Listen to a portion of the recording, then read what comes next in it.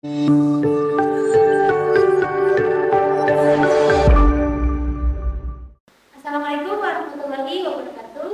Halo teman-teman semua, apa kabar? Selamat datang di Spiksa TV bersama UKM Jurnalistik dan Public Speaking dalam segmen seri podcast episode pertama. Sebelumnya, perkenalkan nama saya Mutia Nerima, mahasiswi semester 2 jurusan S1 Gizi Speaker Sarawak Maros. Dan tepat di samping saya sudah hadir nih narasumber pertama kita di seri podcast pertama kita. Ada Ibu Apoteker Dwi Fitrawayuni, S.Pharm M.Pharm, selaku sebagai salah satu dosen di program studi farmasi. Di seri podcast episode pertama kita bakal ngelakuin sesi tanya jawab nih seputar pertanyaan-pertanyaan yang paling sering ditanyakan oleh teman-teman spesial di luar sana. Langsung saja mungkin kita masuk ke pertanyaan pertama. Pertanyaan pertama, boleh dijelaskan nih Bu, kapan kampus spesial ini berdiri? Sebelumnya saya perkenalkan diri kembali ya. Nama saya Apoteker Dwi Fitrawayuni. Saya kebetulan ditugaskan sebagai pengajar di Prodi Digital Farmasi di Sarawak Maros. Nah, saat ini memang sangat banyak pertanyaan yang sering kami dapatkan di luar sana. Salah satunya itu bagaimana kampus ini berdiri awalnya. Jadi kalau mungkin dari awalnya teman-teman di luar sana kenal ada yang namanya Akademi Kebidanan dan Sarawak Maros, itu awal mula dari Stika Sarawak Maros itu berdiri, kemudian ditetapkanlah dari LUI bahwa kampus ini bisa sebagai sekolah tinggi ilmu kesehatan setelah prodi farmasi dan prodi gizi itu masuk sebagai salah satu tambahan atau syarat untuk dari Akademi Kebidanan menjadi sekolah tinggi kesehatan. Baik, pertanyaan kedua, jurusan atau program studi apa saja nih yang ada di kampus di Sarawak Maros? Oke, untuk jurusannya sendiri, paling pertama itu kan ada D3 Kebidanan nih, kemudian ada D3 Farmasi, selanjutnya S1 Gizi. Nah, saat ini kami memiliki 3 jurusan prodi kesehatan yang ada di Sarawak. Oke Bu, untuk pertanyaan ketiga saya mau tanya-tanya nih tentang fasilitas-fasilitas apa saja yang disediakan di kampus di Sarawak Maros. Kalau untuk fasilitas sih banyak banget lah ya. Soalnya fasilitas itu kan yang paling utama kami punya sarana dan prasarana dari perkuliahan. Pastinya kami punya bangku perkuliahan ya. Yang kedua kami punya laboratorium untuk semua prodi. Tapi itu laboratoriumnya pun beda-beda setiap prodi. Jadi antara prodi bidan dan prodi farmasi maupun gizi. Untuk laboratoriumnya itu terpisah sendiri. Apalagi kalau prodi gizi lah ya. Prodi gizi kan memang perlu analisis tentang makanan. Jadi untuk laboratoriumnya itu membutuhkan sedikit tempat yang lumayan agak besar lah ya, saya anggap kapasitasnya, termasuk dengan lab hampir semua lah ya, saya anggap semua lab bidan dan farmasi itu alhamdulillah kami menyediakan alat-alat yang sudah masuk dalam syarat-syarat yang memenuhi kriteria prodi kriteria prodi yang pada umumnya yang harus ada, seperti kalau di farmasi itu sudah ada lab farmakologi, sudah ada lab kemampuan ujinya dan lain-lain ya, seperti itu. Nanti teman-teman bisa lihat langsung lah ya ke kampus kami. Kemudian untuk sarana yang lain, kami punya perpustakaannya bisa diakses sampai jam 4 sore, dan itu buku-bukunya kami punya buku-buku terupdate, nanti bisa teman-teman bisa langsung mengunjungi pada saat jadi mahasiswa kami. Kemudian ada kantin dan beberapa kantor-kantor yang memang menjadi bagian-bagian dari setiap Sarawak Maros, seperti itu. Segala fasilitas kampus yang telah disediakan, berapa sih biaya untuk masuk ke kampus spesial ini? Kalau dari biaya lah ya, saya rasa itu hampir semua ya kan, semua sih saya maksudnya beberapa dari kampus lain juga menggambarkan seperti itu. Jadi kalau untuk prodi kebidanan, D3 kebidanan itu untuk masuk itu kisaran 8 juta sampai 9 juta. Kemudian untuk prodi farmasi juga demikian, dan S1 gizi juga hampir sama. Nah, Nah, mungkin untuk biaya ini sempat ada yang menanyakan kok terlalu mahal ya atau terlalu tinggi ya. Jadi biaya ini sebenarnya sudah ikut dengan biaya apa namanya baju, seragam, kemudian sepertinya sudah masuk SPP semester 1 2 ya.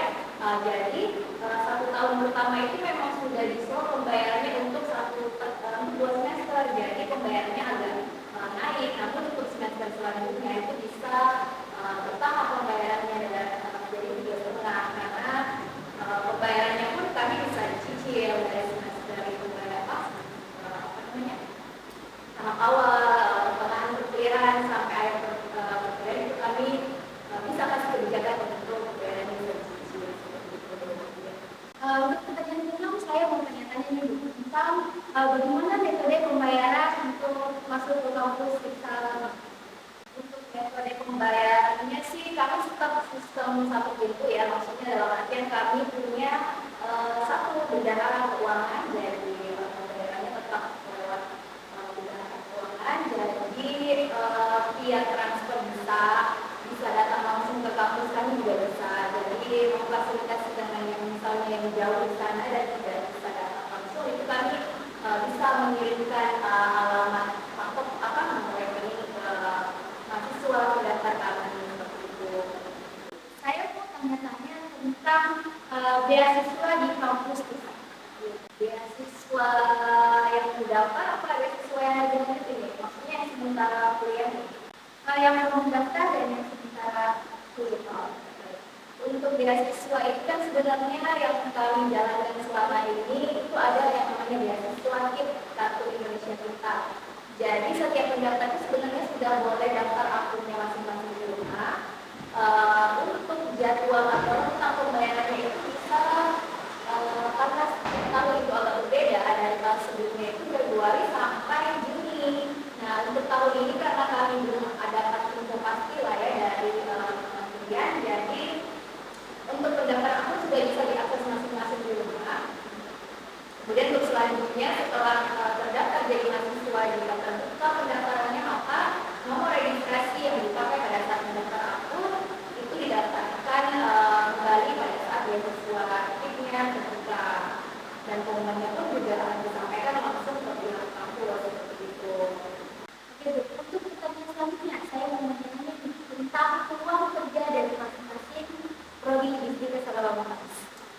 Untuk peluang kerja itu kan sebenarnya banyak ya, apalagi kembali ke personal orang masing-masing. Tapi kami itu ada peluang-peluang khusus untuk setiap yang sudah melakukan perkuliahan di kampus kami. Jadi kalau untuk D3 pidana yang arahnya mau ke klinis itu bisa menjadi bidan, bidan, kemudian bisa berpraktek di puskesmas, rumah sakit, atau bahkan bisa buat ini sendiri itu sangat banyak lah ya alumni-alumni kami. Kemudian untuk D3 farmasi juga sama, bisa pelayanan farmasian di apotik, itu bisa di rumah sakit, atau bahkan yang mau terjun langsung ke industri. Selain itu juga bisa sebagai akademisi, baik dari prodi bidan, farmasi maupun sebagai mahasiswa gizi. Karena kalau untuk prodi gizi tersendiri juga saya rasa lebih expert ke bidang-bidang analisis yang menyangkut tentang bahan dan makanan yang termasuk aman, termasuk sesuai standar gizi bayi maupun balita, apalagi pada saat sekarang ini kita paling sering dengar tentang kekurangan gizi buruk. Nah itu saya rasa mahasiswa S1 gizi itu sudah sangat paham tentang gizi yang mana sih atau makanan yang baik mana sih yang bergizi yang bisa dikonsumsi, dan itu sangat dibutuhkan di luar sana. Banyak untuk peluang kerja sih. Untuk pertanyaan selanjutnya Ibu, saya mau nanya tentang organisasi dan juga kegiatan rutin yang ada di kampus Fiskalmas. Organisasi dan kegiatan rutin mahasiswanya ya. Kalau untuk organisasi itu sebenarnya kan ada sendiri lah ya, bagian yang menangani bagian kemahasiswaan, namun untuk secara garis besarnya itu sudah pasti setiap prodi kami punya himpunan Polri, kalau untuk bidang kami biasanya disebut labi, mengenai mahasiswa bidan, kemudian mahasiswa farmasi di MAPA, dan untuk apa namanya prodi Visidia di Maggi, kemudian ada beberapa UKM lagi, termasuk dengan yang saat ini sedang melakukan kegiatan ini, salah satu UKM dari jurnalistik dari Visidia gitu, dan ini dari salah satu badan eksekutif mahasiswa ya dari BEM di Kepala sangat apresiasi karena first time dia melakukan podcast seperti ini. Jadi banyak sih untuk kegiatan-kegiatannya kami bisa akan melakukan pengabdian masyarakat itu bersama dengan mahasiswa atau mengikuti lomba-lomba yang sifatnya lokal, nasional maupun internasional seperti itu. Untuk pertanyaan terakhir Bu, saya mau nanya tentang kelas reguler dan non-reguler yang ada di kampus di Kesalon.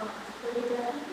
Untuk kelas reguler dan non-reguler itu sebenarnya adanya cuma di S1 gizi lah ya, karena kami di prodi bidang pidana sama di bidang masuk itu belum ada.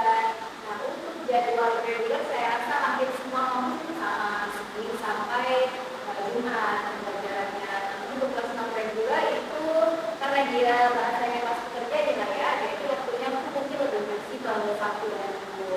Mungkin untuk informasi lebih lanjut tentang reguler dan non-reguler itu bisa langsung ke admin kami di kampus atau via kontak yang kami sediakan di video di Instagram. Jadi, kesimpulan podcast kita pada hari ini ialah kampus Salam Maros atau Stika Salam Maros merupakan perubahan bentuk dari akademi menuju sekolah tinggi, di mana kampus Stika Salam Maros ini memiliki 3 program studi. Yang pertama ada S1 Gizi, yang kedua ada D3 Kebidanan, dan yang ketiga ada D3 Farmasi. Saya mau ucapkan terima kasih banyak kepada Ibu Dr. Bitra karena telah meluangkan waktunya untuk sharing-sharing di podcast kita hari ini. Untuk menutup podcast episode pertama kita hari ini, mungkin itu ada yang mau disampaikan. Terima kasih sebelumnya dari Uli atas kesempatannya juga untuk bisa sharing sama mahasiswa dan ya BMKM jurnalistik ya. Semoga ke depan ini bisa lebih lama materi-materi yang akan disampaikan atau mungkin nanti terkait dengan kegiatan-kegiatan mahasiswa lainnya lah ya. Tanpa perlu berlama-lama saya ada pantun nih sedikit. Syawalan dengan baju baru, maka bismillah dulu aja. Selamat datang calon mahasiswa baru. Kami tunggu kedatangannya di Stika Salam Maros. Terima kasih. Assalamualaikum warahmatullahi wabarakatuh.